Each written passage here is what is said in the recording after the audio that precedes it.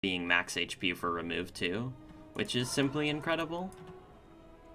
But yeah, let's click the button and get started. Wow. Yeah, these are not really bonuses either. Let's take a look here. We have...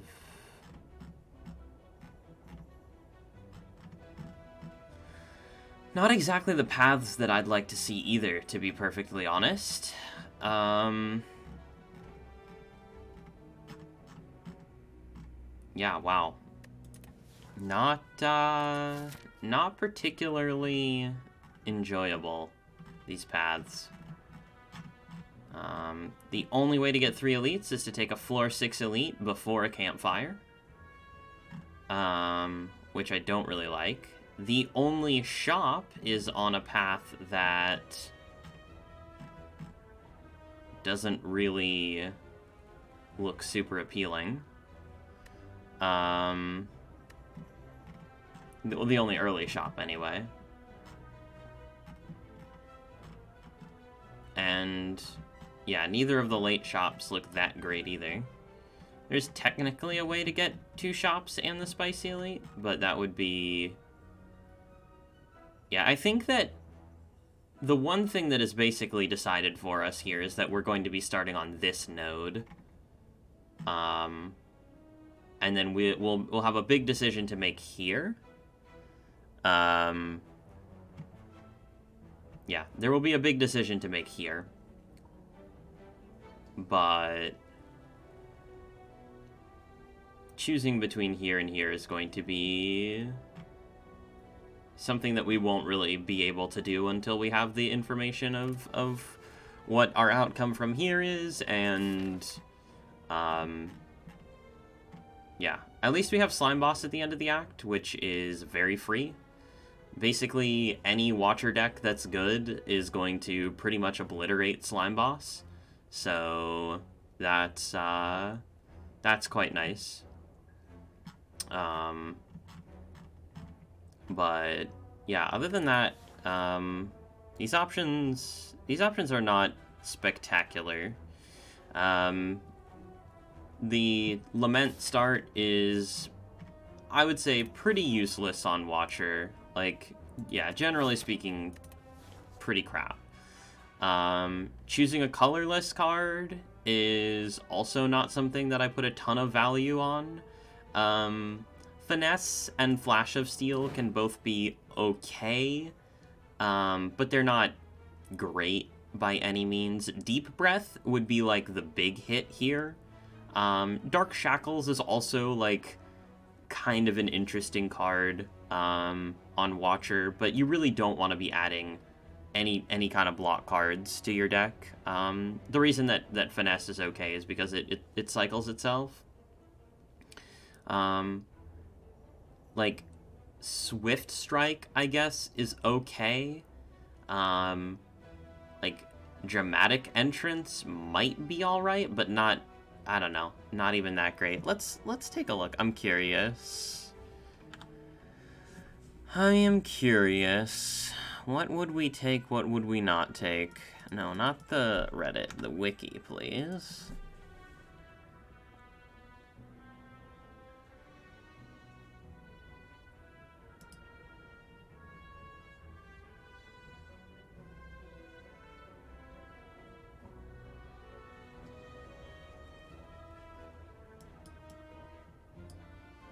Why does this look weird?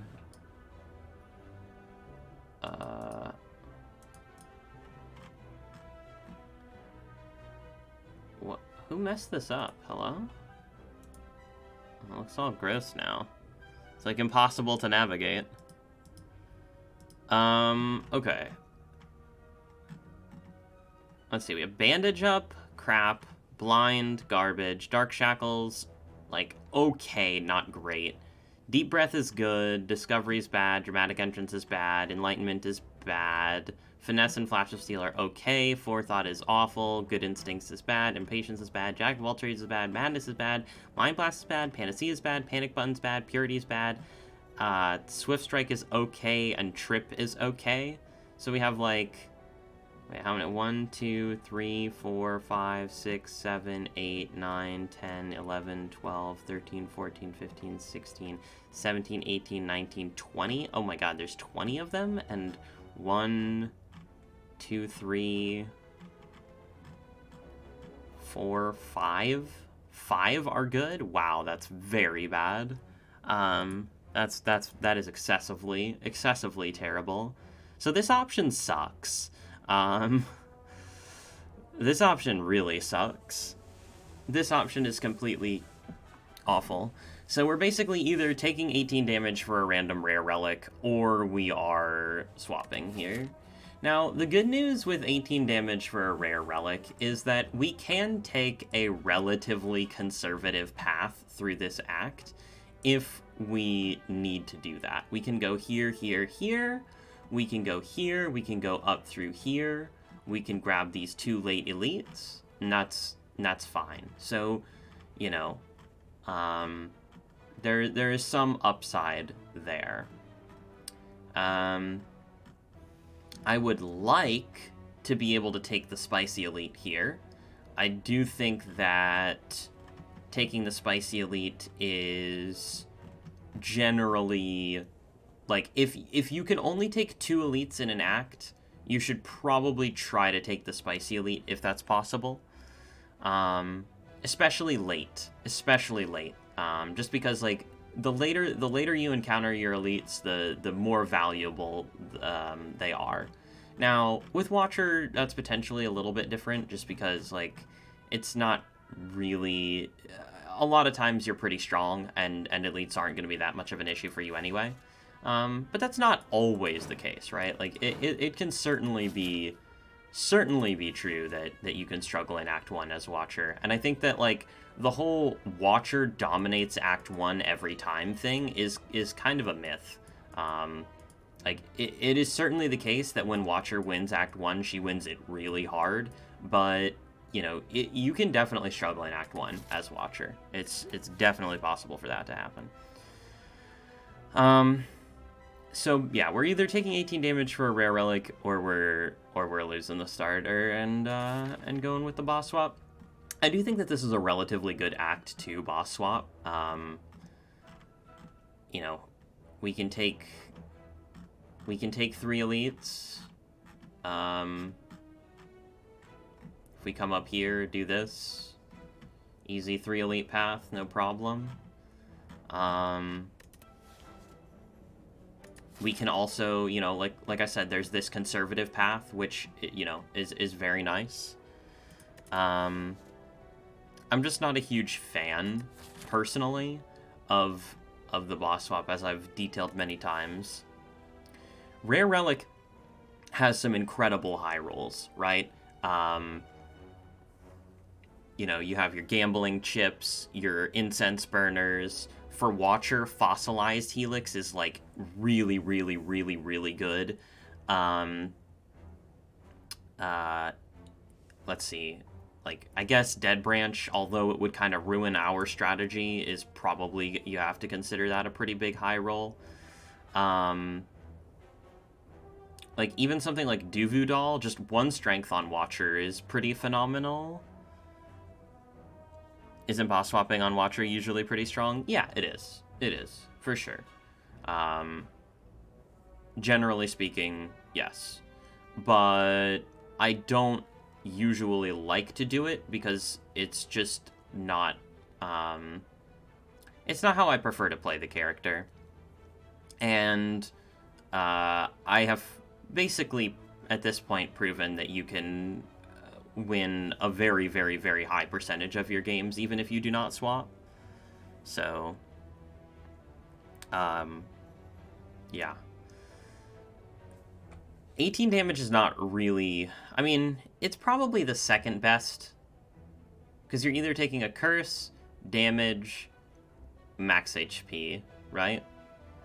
Or losing your gold. I guess losing your gold might be better than taking 18 damage, if you're not planning on going to an early shop. If you are planning on going to an early shop, then... yeah. I do like late question marks. I think late question marks are pretty good. Late question marks can be Dead Adventure, which is really good. And late question marks can be the triple fungi beast, which is really good. The problem with like question marks in particular, when you get this start, is that a lot of question marks are life trade question marks, right? You're trading life to hit the scrap ooze, you're trading life to remove a card, you're trading life to upgrade 2 cards, right? So, you know, when you take this damage, there's, you know, the life trade question marks become a lot worse because it's harder to, what's up, Byron? It's harder to get them, right?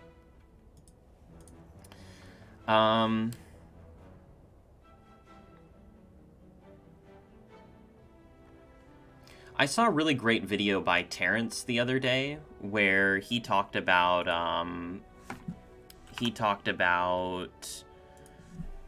rare relics versus he talked about rare relics versus boss relics, and yeah, I thought that was a pretty interesting video. Like, for Act 1, we could probably say that taking 18 damage is roughly equivalent to losing your pure water for Act 1, right? But obviously, like, once you get out of Act 1, having the pure water is way better, right? But, like, for Act 1 specifically, this you know, roughly, very roughly, would be equivalent, I would say. So we can pretty much draw a direct comparison between obtaining a random rare relic here versus obtaining a boss relic here.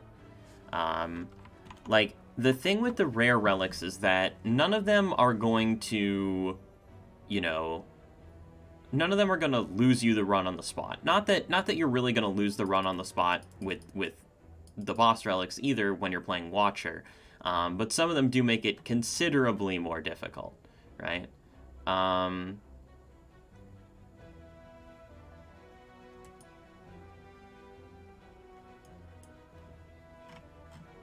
So let's take a look at the rare relics here. Well, we can just look at the rare relics and the boss relics, right? Here, let's switch over to this page. Okay, so we have rare relics. Birdface Urn does basically nothing in Act 1. Calipers does basically nothing in Act 1. Captain's Wheel is pretty good in Act 1. It's well, for Watcher, it's not really that great versus Gremlin Knob because you're basically never taking the third hit, ever. So it's pretty decent against Lagavulin, and it's okay against Sentries. And it can play in the hallways, but not as much. What's up, gamers? How's it going, everyone? Thanks for the raid, Papa. I'm assuming that there's a raid that is coming at some point.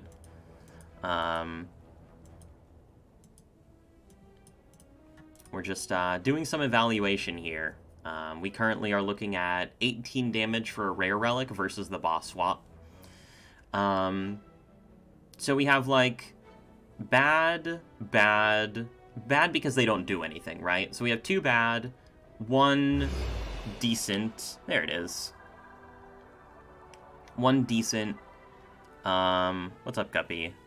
Dead Branch has to be considered a positive, even though it's not, like, great for how I like to play the character. You still have to consider this to be a positive. I would rate it, like, okay, let's say, I think Terrence used a scale of, like, 1 to 4, which 1 is, like, insanely good, and 4 is, like, we could do a similar thing, huh? We could do, like, a rating system where we have, say, like, I don't know. Let's just do like 1 to 5, with 1 being like basically instantly winning you the run, and 5 being like incredibly bad, right? So I don't think that any of, well, no, there are certain rare relics that I would probably put at a 1. Probably Giria I would put at a 1. It is incredibly difficult to lose a run as Watcher when you have 3 innate strength. Top doesn't lose you the run, right? Like, it's just bad. It doesn't lose you the run. Pocket Watch gets pretty close to winning you the run instantly, yeah. Old Coin is, like, almost there, because we can go to an early shop here. Okay, so, yeah, let's do 1 through 5, with 5 being, like, very bad and 1 being very good. So, I would put Birdface Stern and Calipers at a 4. Just 4 is basically the, like, they do nothing. Early, right? Because, like, they can do stuff later, but early on, these are basically completely dead relics. I would put Captain's Wheel probably at a 3. Let's actually, I'm gonna pull up a calculator here so we can add up the average of the relics. So we have 4 plus 4 plus, I'm gonna say that Captain's Wheel is a 3, because it doesn't do nothing, but it doesn't do a lot. Dead Branch has to be a 2. Duvu Doll has to be probably a let's put it at 2.5. Helix is definitely a 2. Gambling Chip is definitely a 2. Ginger, I would put at maybe a 3.5. Doesn't do nothing, but is certainly not that great. Giria, I would put at probably a 1. Giria is probably a 1.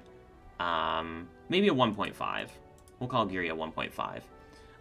Ice Cream is probably like a...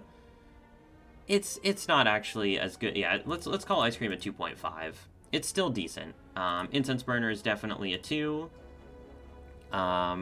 Lizard Tail, I would call maybe Lizard Tail's probably a 3 here. Mango is probably like a 3.5. Old Coin is definitely a 2, maybe a 1.5. Let's call Old Coin a 1.5, actually. Peace Pipe, I would probably call Peace Pipe a 1.5. Pocket Watch is also probably a 1.5. I mean, it just wins the entirety of Act 1 for you, right? Yeah, we'll call Pocket Watch a 1.5. Prayer Wheel is definitely a 1.5. Shovel is like a 4. Yeah, Shovel's probably a 4. Stone Calendar, also a 4. Thread and Needle's probably a 3. Tori, also probably a 3. Tungsten Rod, I'd call it a 3.5. Turnip is like probably a 4. Unceasing Top is definitely a 4, and Wing Boots is probably like a 2. Yeah, Wing Boots is a 2. So all of that equals, oh my god, it's 69. Oh my god, it's 69. That's special. That is special. Alright, and so there are 30... Wait. 1, 2, 3, 4, 5, 6, 7, 8, 9, 10, 11.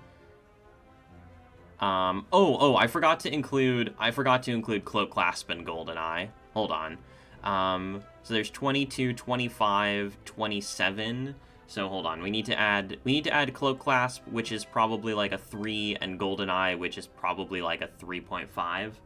So, actually no, Cloak Clasp for Act 1 can be really good. Let's call Cloak Clasp a 2.5. So plus 2.5 plus 3.5, right?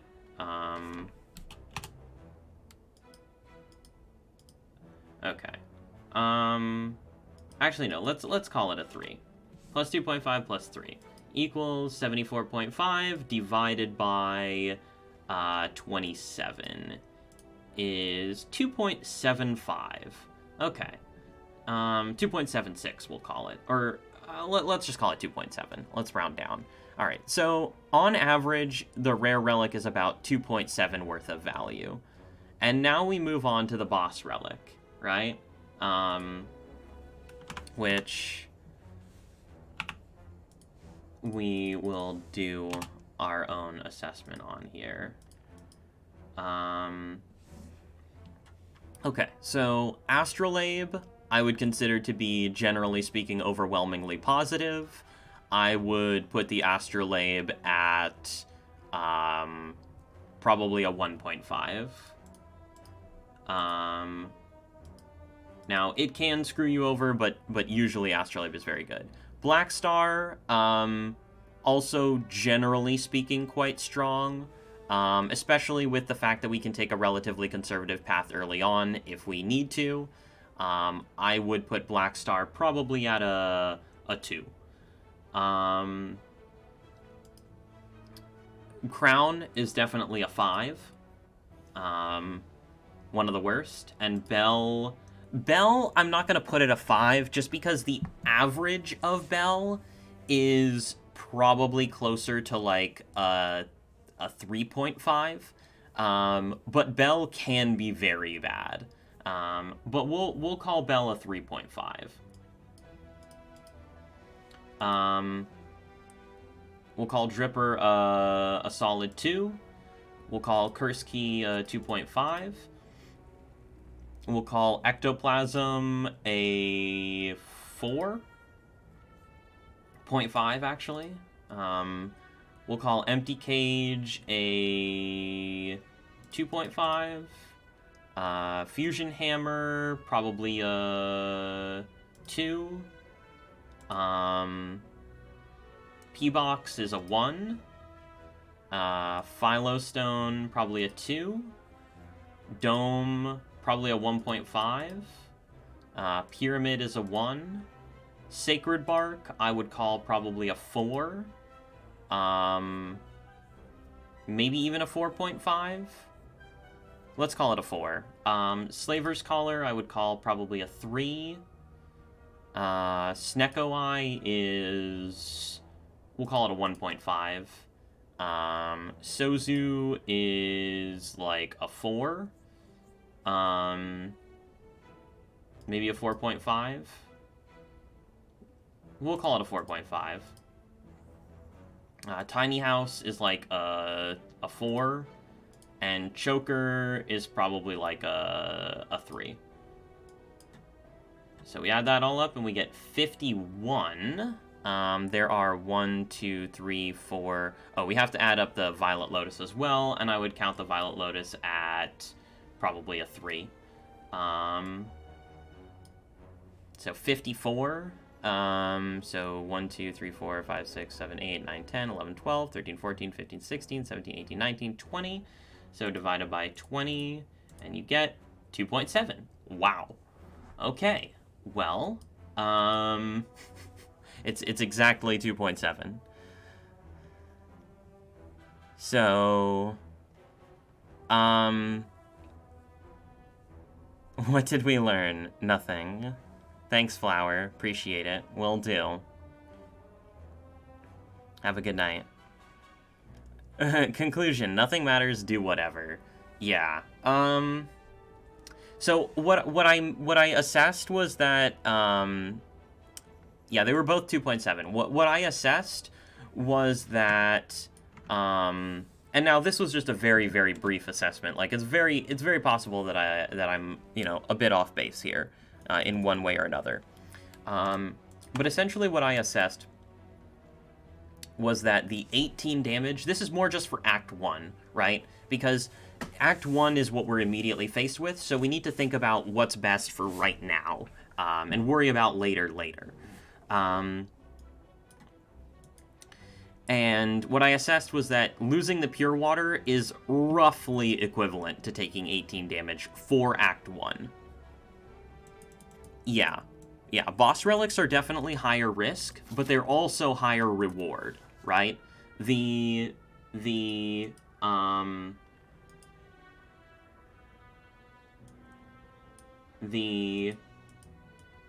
good boss relics are much better. Like, you'll notice that the rare relics didn't have any ones, right?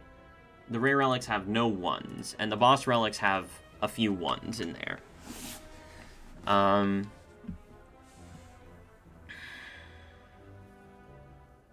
Yeah, I mean, ultimately, I think this is a fine opportunity to swap, and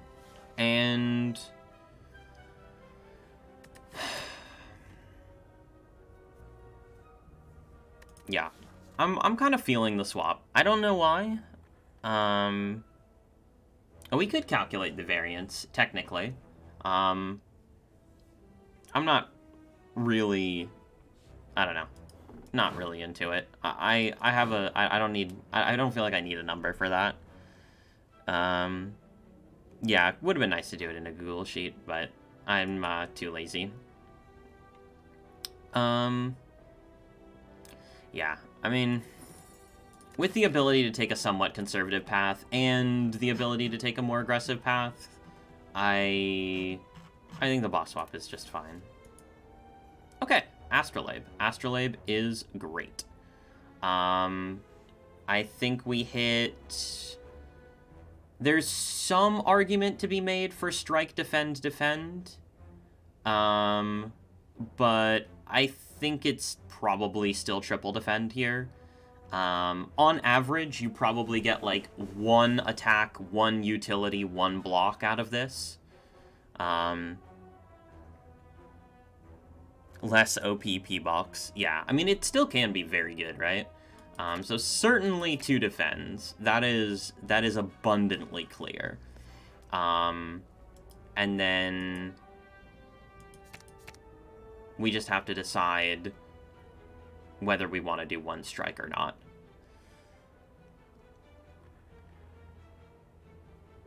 Is it weird to like it more than Box on Watcher?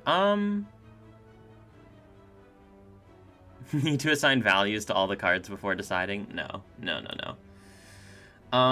It's not that weird to like it more than Box, just because, like, you're gonna want to do a bunch of removals anyway, so, like, a lot of times P-Box is gonna give you, like, weird stuff, right?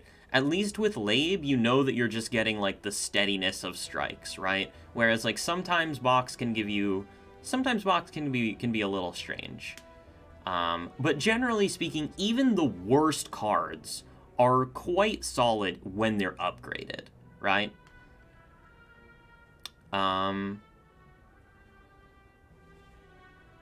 Yeah. This could definitely cause us to take a little bit more chip in the early game here, but I think 3 defense is the way to go. Okay, Divinity, anyone? Prey, Brilliance, Wave of the Hand. All right. Yeah, this thing does say 16 on it, which is pretty ridiculous.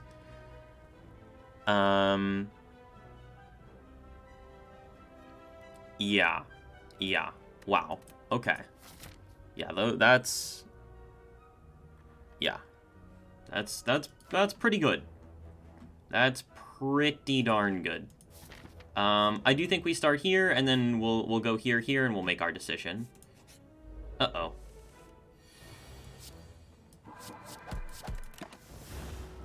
Ow.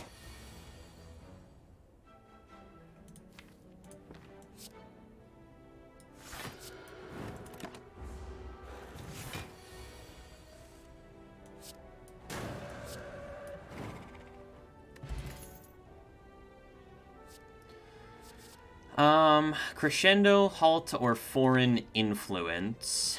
You could say, okay, we take Halt because it's a block card. However, I think given the...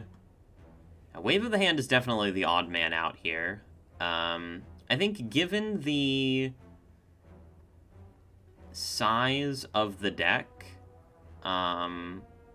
we got our 1 damage card, but unfortunately we got 2 utility cards, and they're fairly useless for the early game. So I would say actually for the early game, this is a pretty below average swap. We're probably actually going to be wanting to go into a divinity direction here. Like genuinely, that's most likely where this run is going to want to head. And Halt does not really do well there.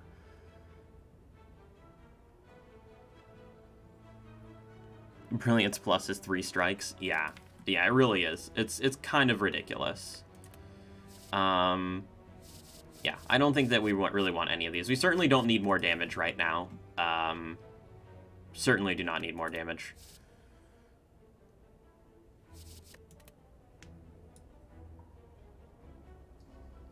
Yep. Prostrate and draw, and probably, like, removing some strikes. Not this stuff. Okay, Cultist, especially with Eruption here on turn 1, should be fine, even if we draw triple. So this is 21. Yeah, so we... Oh my god, that has a super low health Cultist, right? That is a super low health Cultist. I think that any Cultist would die to this, though. We're guaranteed to draw lethal next turn.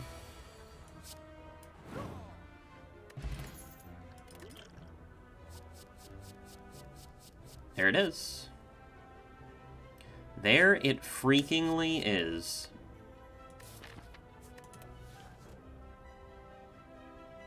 I mean, I guess you take that.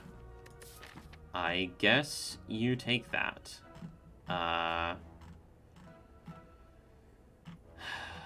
We do have the Smoke Bomb if this hard pull sucks completely.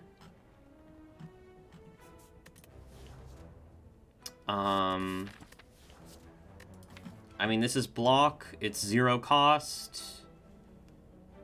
Not really much else to say, to be honest.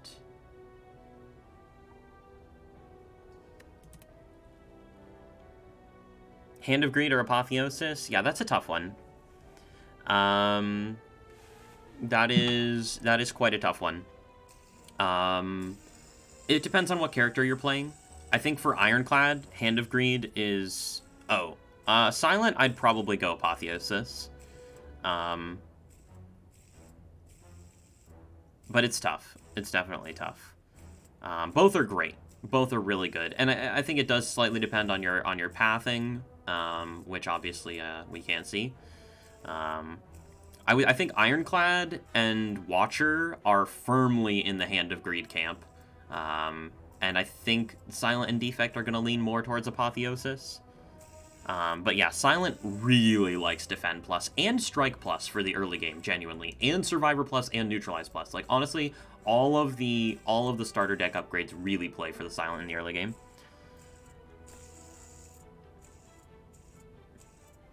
Yeah. If you have like a really aggressive elite path, I would agree. Yeah, Prostrate.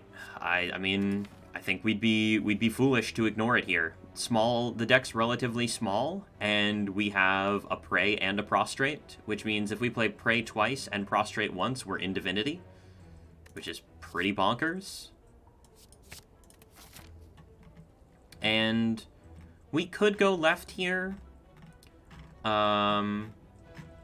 Left is the only way to grab a shop in the act, but we only have 128 gold, and honestly, we would probably be removing, like, Wave of the Hand, which just feels so weird. Like, I actually have a lot of experience playing Divinity decks, and, in my experience playing Divinity decks, Wave of the Hand is incredibly strong. So, like, it feels very strange to remove Wave of the Hand here.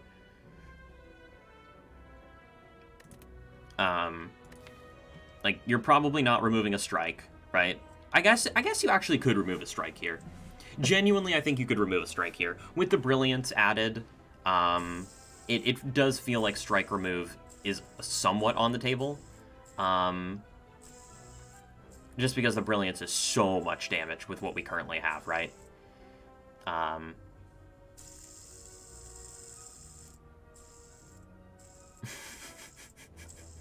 Shut up, Byron. Alright, we're gonna go right here. We're gonna go right. Okay, perfect.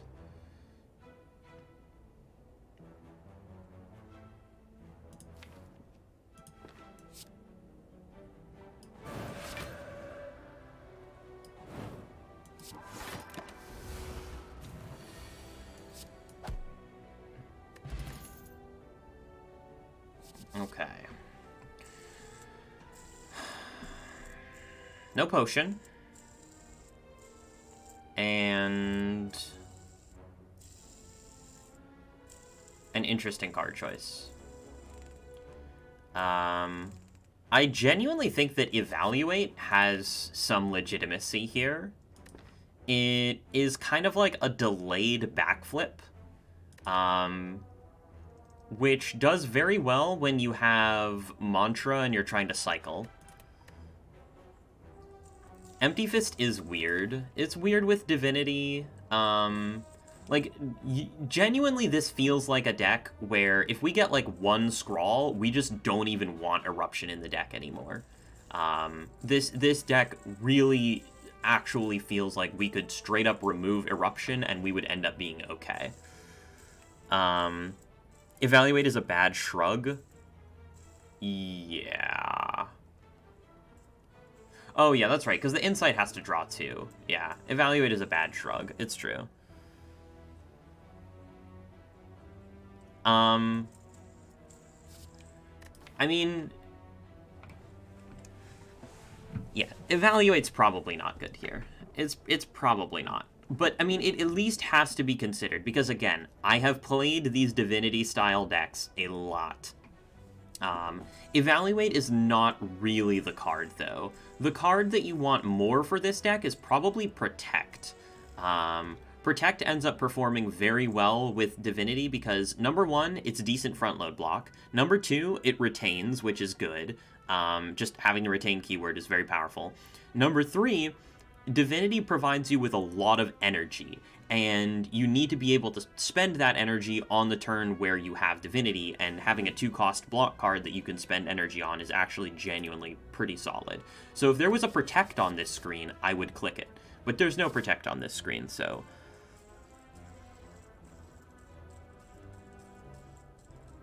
You don't get punished hard for taking either because the deck is so small? I completely disagree. I think you get punished even harder for taking a card when your deck is small. That's why when your deck is small, every choice matters so much. That's why Act 1 is so difficult to navigate. Act 1 is probably the most difficult act to navigate because every decision matters so much. Consecrate could be legit here.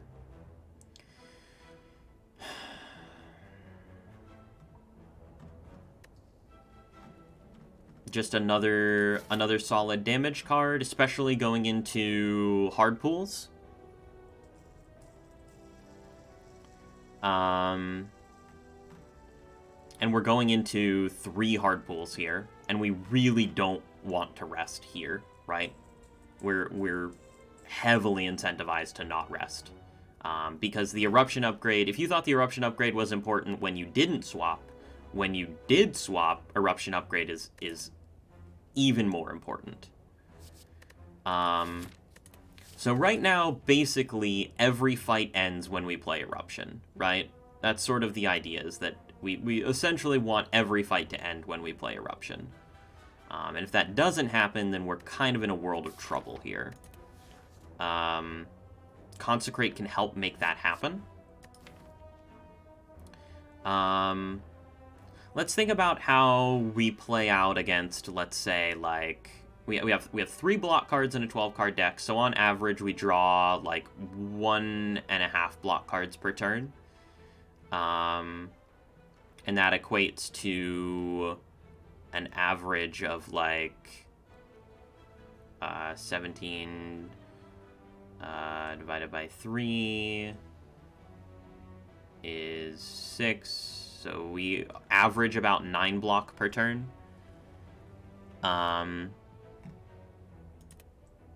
Which should be okay for, like, Blue Slaver and Thief.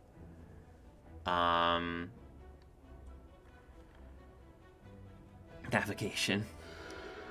Thanks for the follow, friend.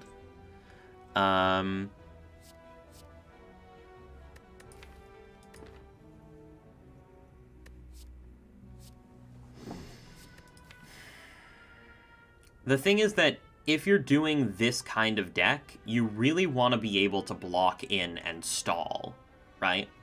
That's sort of the idea here. I guess we can maybe talk about elites. Like, what if the elite is actually better for us than... Well, I mean, we're always going here, so we'll have to make a decision afterward. But, like, I could even maybe see, like, going left here as being a possibility, depending on what this node is. Like, trying to take the spicy elite here. Just because, I don't know, normal fights are kind of scary. Like, Lagavulin is so incredibly free, right? Lagavulin is, like, beyond free for us. Slime Boss could potentially pose a slight threat here. Right, what's the worst damage card you'd take here, exactly? Watcher is so OP, just play Wrath Brilliance and they die. I mean, yes, but, like, I think we're pretty susceptible to AoE fights right now. Like, I'm really scared of, like, if we need to go this way, and this is, like, Gremlin Gang or Slime Gang, I'm pretty scared of that, right? Like, genuinely pretty scared of that. And Consecrate is just, like, a solid damage card. Cost 0, I like that. You know, it's a decent upgrade, which we would probably want to upgrade. We need to upgrade Eruption first. Eruption first always, but then, you know, Smoke Bomb is a Gremlin Gang solution, but we don't want to Smoke Bomb Gremlin Gang, right? We don't want to do that.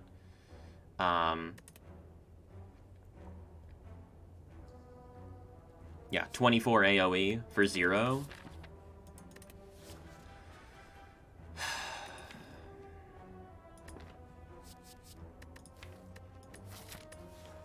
Yeah, these like Astrolabe and P-Box swaps are always going to require the most thought, because they're going to put you in situations that you've probably never been in before, even if you are very, very experienced with the game, right? Like, you know, I've obviously never had a set of cards quite like this to try to work with early on here.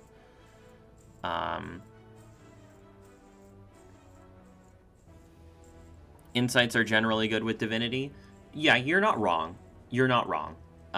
Insights are generally speaking fairly strong with Divinity, yes. And, like, you know, assuming we get there, we already kill Time Eater because we have Brilliance. Brilliance is just, like, if you have Brilliance and Divinity, you kill, like, every boss, pretty much. As long as we can block in, we kill every boss with Brilliance. So, you know, we basically have two goals. Number 1, get to the point where we have some front-loaded block. And number 2, still, while adding that front-loaded block, be able to kill elites. Those are our goals, right? Because essentially, Divinity Brilliance kills every boss. We don't need to worry about bosses at all.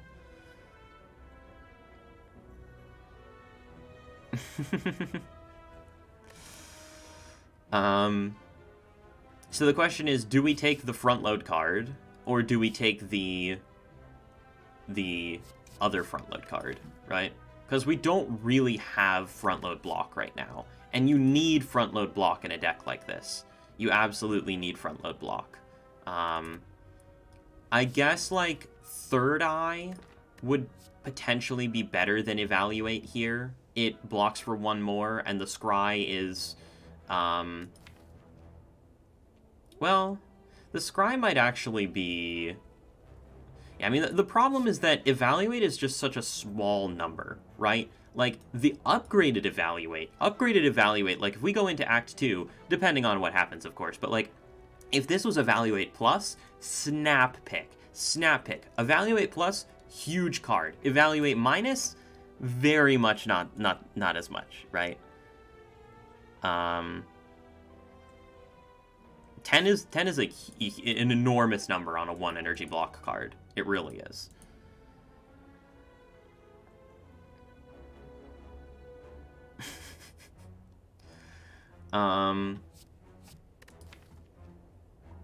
It's so strange because, like, all of the strikes are pulling us in one direction, right? And all of our other cards are pulling us in a completely different direction. It's tough. It's tough because, like, you really want to lean in one way or the other, right? You really want to, you know, in order to make your deck better, you want to lean in.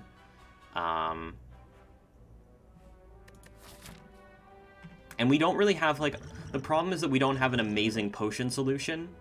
Although we have a long time before we're fighting elites, right? So this, and then there's this other issue where, like, we might genuinely be better against elites than we are against normal combats. So it's like this massive, right. Yeah, it really is. It really is. Like, Evaluate minus sucks. Evaluate plus, Giga Chad. I mean, not actually. Like, generally speaking, Evaluate's just a card that you're never going to pick. But this circumstance is incredibly unique, obviously. I do think that we should do whatever we can to survive here, right? I think that survival is of ultimate importance. And I mean, we do have 49 HP. Like, we had that unfortunate Jawworm turn 1, right? But we took 0 damage in both of the other fights. Like, 12 damage in 3 hallways is a slight low roll, I would say, but not, like, an enormous low roll by any means. And I mean, who knows what's going to happen here.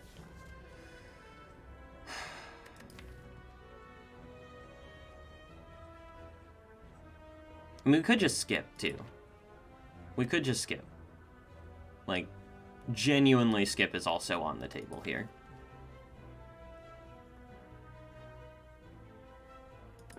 And what about this Empty Fist? What about it? Well, it's very awkward with Divinity, right?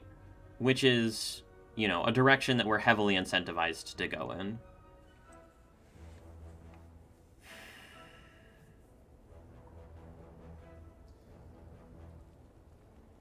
I mean, if we're committing to Divinity, we're committing to Divinity, right? Straight up.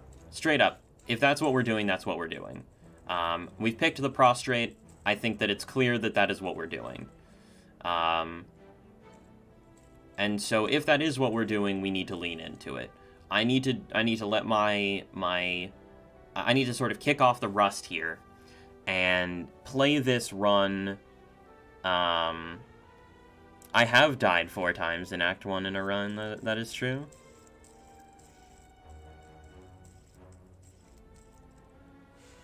I need to kick off the rust, and I need to adjust myself completely back to playing this run for what it is, which is a Divinity run.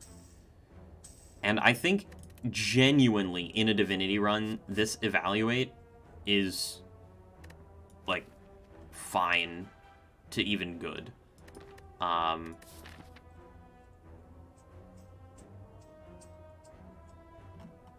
Genuinely.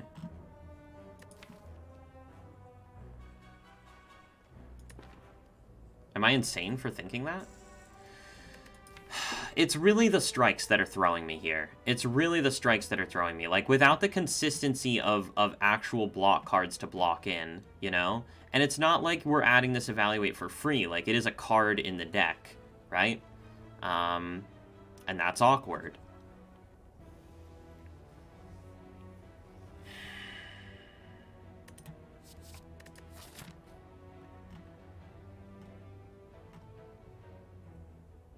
So difficult to know what's right here.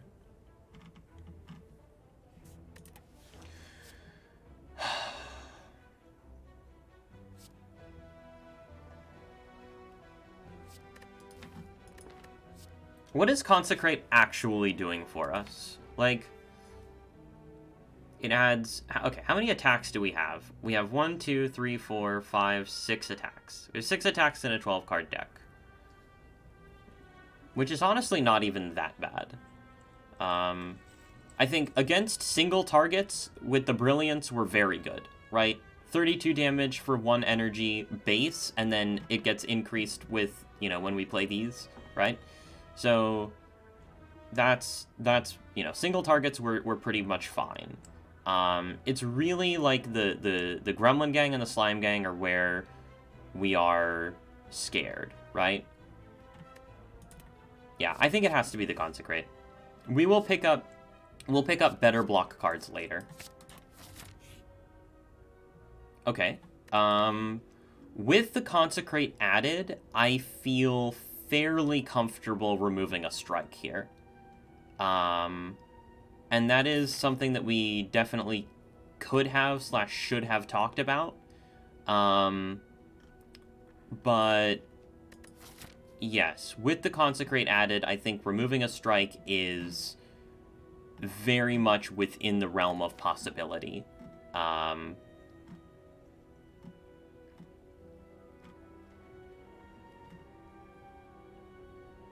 mean, this Brilliance just does so much damage. Yeah, removal is amazing. Removal is amazing for sure. We're very, very happy to see that. No doubt. No doubt.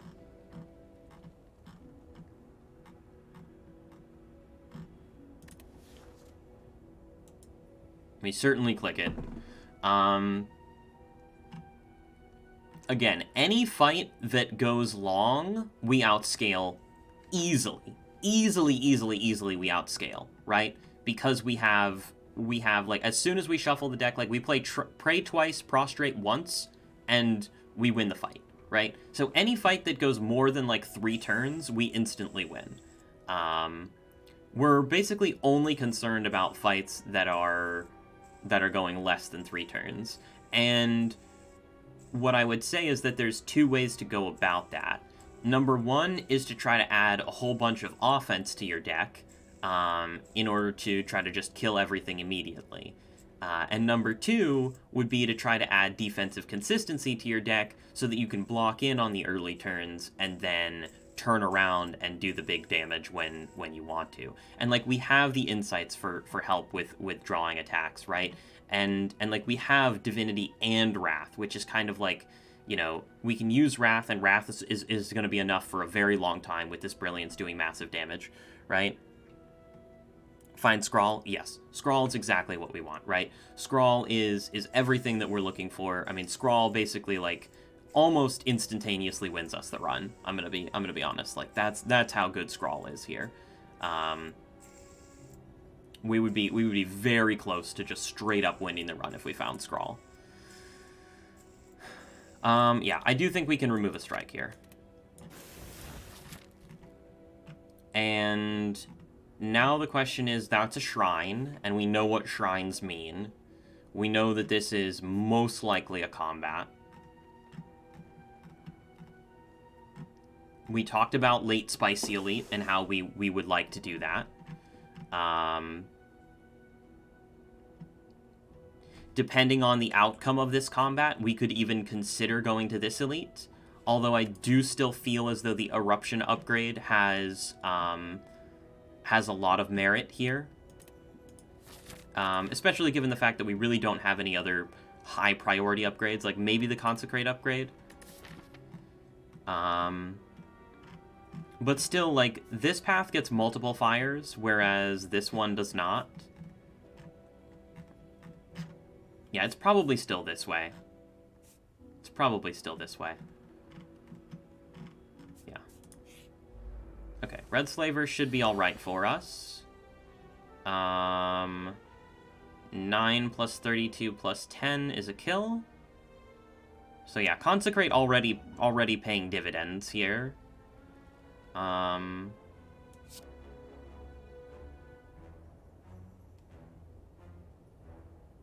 Watcher Streak still going? Yes.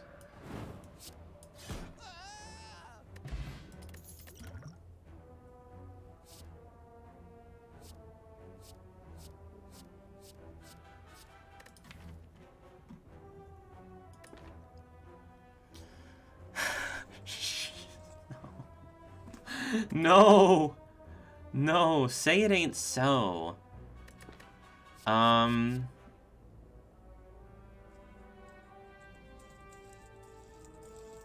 Yeah, the Rushdown beta art's really good, right? What's the Empty Mind beta art?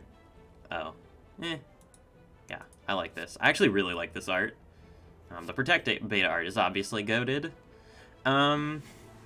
So all three of these cards are positive for this deck, and they all say different things. Empty Mind can go infinite too. It's true. Empty Mind can also go infinite with Prostrate. There's some nice infinites with Empty Mind and Prostrate. And we wouldn't have to worry about Time Eater because we have Brilliance.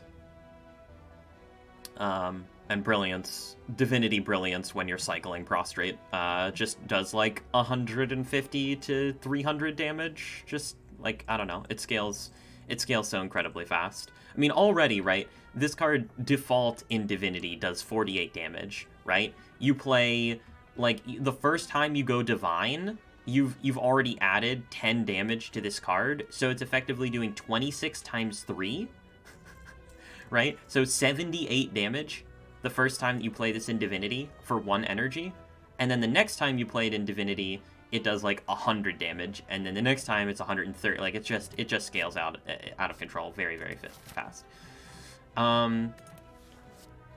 Rushdown is Watcher's best draw card. It's really not particularly close. And we do have the tools, kind of, that are necessary to carry it here. You know, we didn't get any exhausting cards, though. So effectively, in terms of, you know, we have 11 real cards in the deck, right?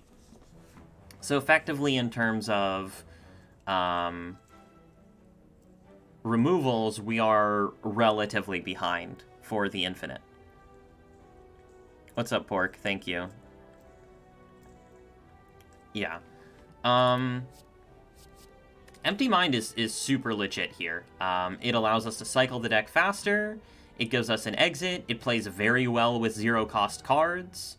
And it does very well with Divinity, generally speaking. So yeah, I think I like Empty Mind here. We also have like Gambler's Brew to help smooth out some hands if we get a little bit of a rough draw in one of these fights. And we are most likely entering 3 combats here, 3 advanced hallways. We do have a Smoke Bomb if something looks really brutal, though. And we are heavily incentivized not to rest, because resting is so awful when we have all of these upgrades that are super premium. Like, we need Eruption upgraded, we need Prostrate upgraded, we need Empty Mind upgraded. I'm gonna take Empty Mind. I think we're going Divine. That's the plan. But Eruption first. Eruption first. It's very necessary. What's up, Tim? How's it going? And I will go here because I would very much enjoy a shop. Okay, it is not a shop. It is just this, which sucks. So we can play Wave of the Hand.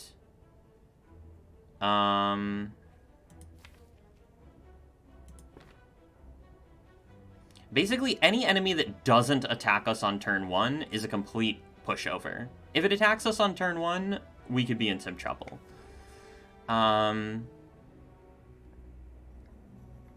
Wave of the Hand, Prostrate. This would go to 5, this would go to 9, so we'd have 14 incoming, we'd be taking 10.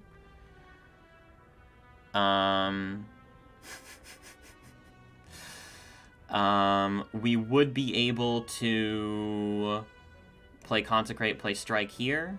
This would go to 38, this would go to 12. 12 is notably a good number for... So we could... I see a few lines here. There is a Gamble Brew line, but I think honestly we'd probably just take our 10 and we just live with it, because 10 is most likely all we're going to take in this fight. And 10 is acceptable. It's not ideal, but it's acceptable.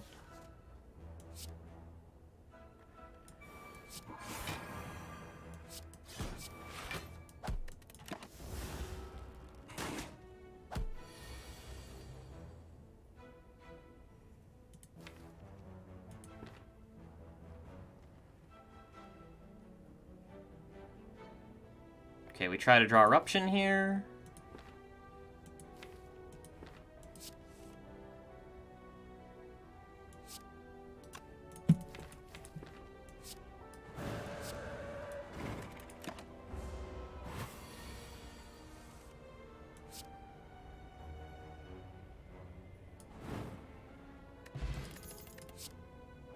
Okay, Deceive Reality or Sanctity. Wow, okay.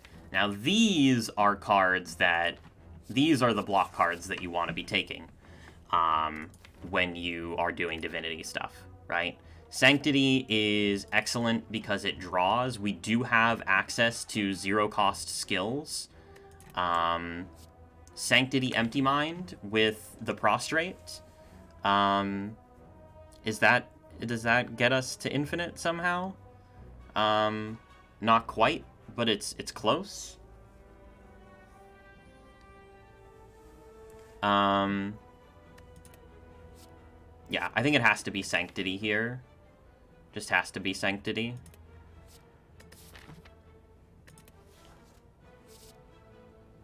Deceive Reality also very good, by the way, but Sanctity draws... Yeah, Sanctity is just amazing here, and Dexterity Potion's certainly better than Smoke Bomb. Okay, this fight should be relatively okay for us.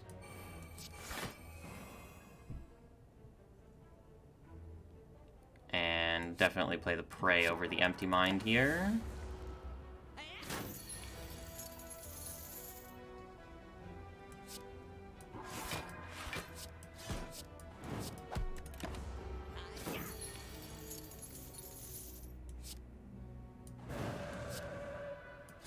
Alright, 2 damage taken, very nice. And probably none of these. Yeah.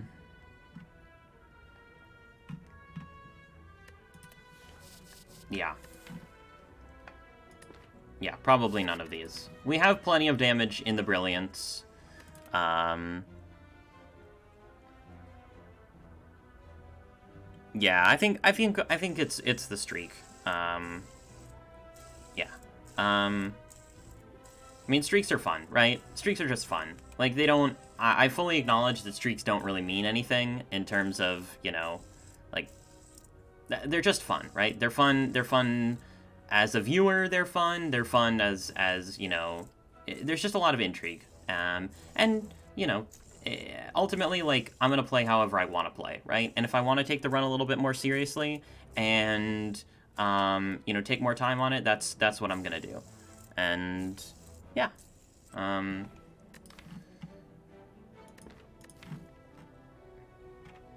So now we have quite a few block cards. We really, really, really want Energy here. Energy would be massive. Also, Pyramid would be massive, right? Thanks for that follow, friend. And also, I do think that the strike removals are quite good. Maybe even eruption removal soon? But it's probably, like, still good enough that we don't want to do that quite yet.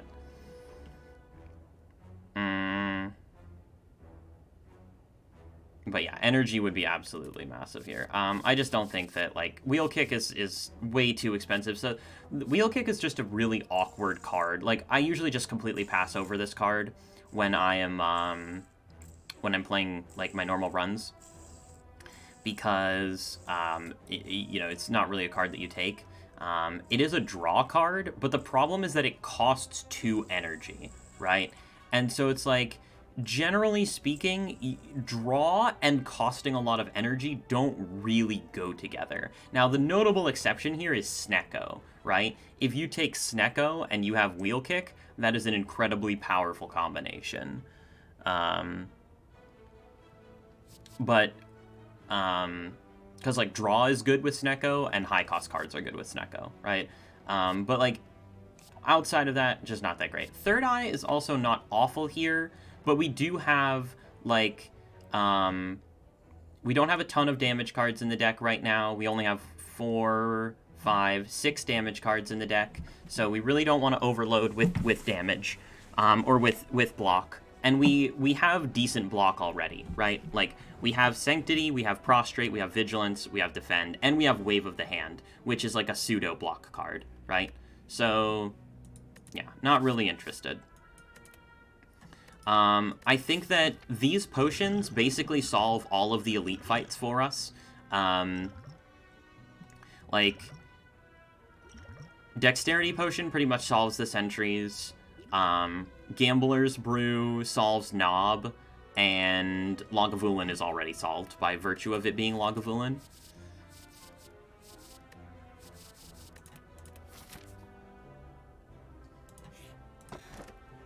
Pantograph, okay. That's, pretty nice. Not so great into Slime Boss, as this is a fight where you generally don't take a lot of damage. But it is a overall fairly strong relic. Generally considered to be pretty good. Although, yeah, we would have liked something that was going to maybe give us a little bit more of a boost here in the immediate future.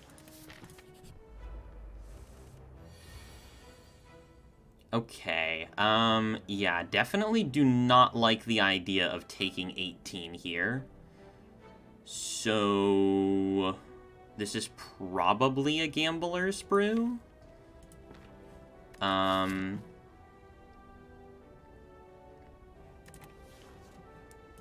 it's just a question of how many cards are we gambling here.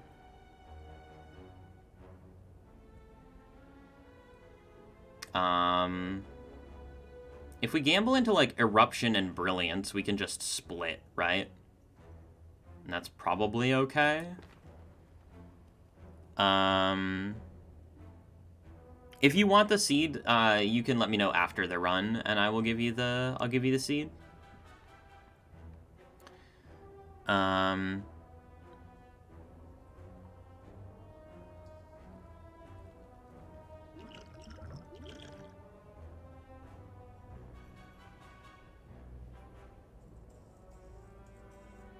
And if you're not going to be here at the end of the run, you can DM me, and I'll send you the seed after.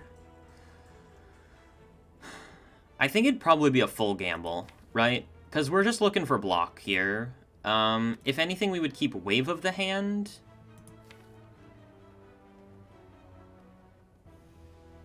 But yeah, probably a full gamble, I would say. And we have a reasonable potion chance, right? We've fought 1, 2, 3, 4, 5, 6. This is our 7th fight, and we've only seen 3 potions. So yeah, we have a very reasonable potion chance.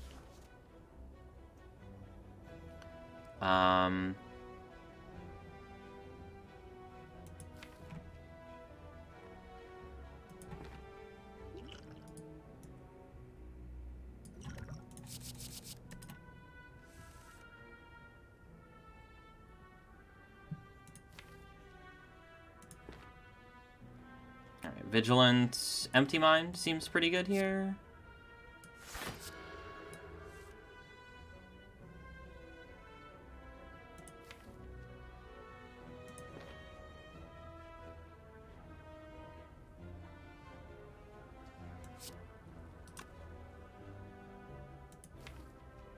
Question is, do we want to draw? Prostrate happens.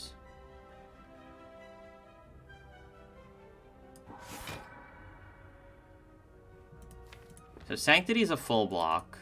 So yeah, we probably want to draw the Brilliance just to play it here, right?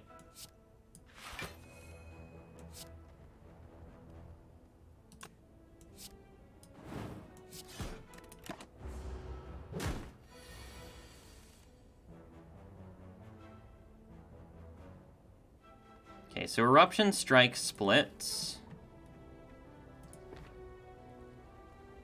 That could be very bad juju next turn.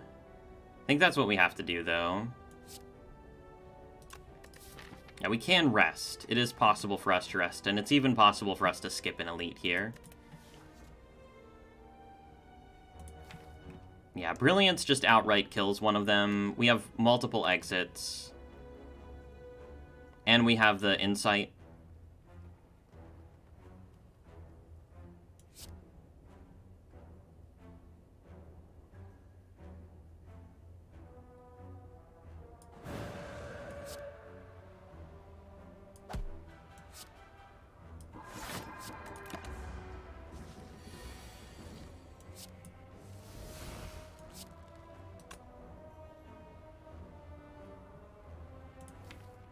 Okay, so we know exactly the hand that we're going to draw next turn.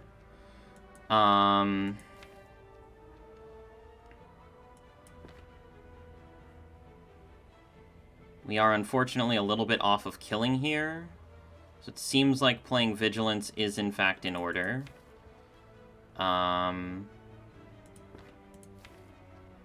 Brilliance will do 24 damage, so Brilliance will kill. So we have a solve next turn. If we take 2 damage here, we have a solve next turn. Because we can play Consecrate, Strike, Vigilance, and then next turn, Brilliance kills here, and Strike will kill here. The question is, can we do better than that? And the answer is no, right? We cannot do better than that. Next turn, we can only kill... Wait. This one can't... It can't attack twice in a row, right?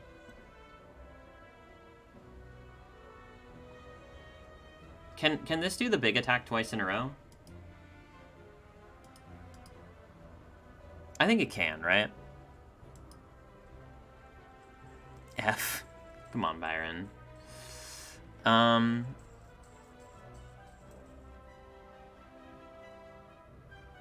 Whatever. I'm gonna take the 2. Reference. True. True.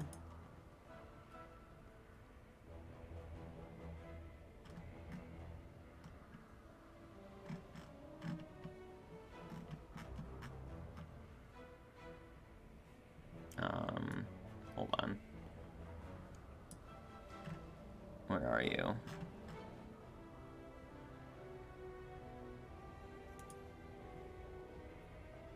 Acid slime, no. Spike slime. Oh god, they're in alphabetical order?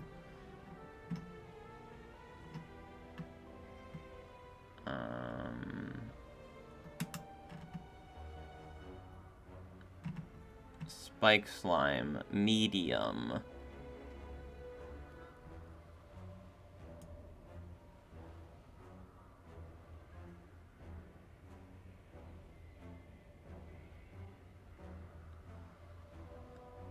Neither can be used 3 times in a row. Okay, yeah, that's what I thought. Yeah, so I think we just take 2 damage to solve here.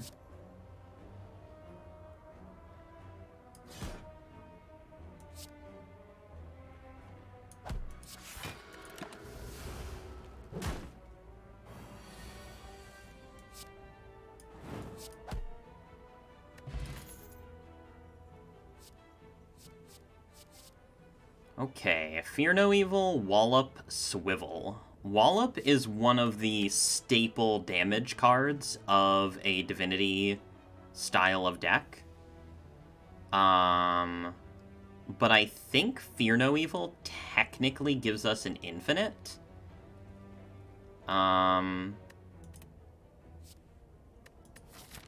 at this point, without the Gambler's Brew, I am somewhat concerned about Gremlin Knob here.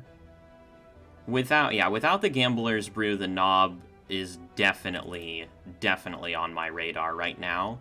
The issue with Wallop is that it's very expensive, and we are on 3 energy, and we don't have, like, amazing capabilities when it comes to, you know,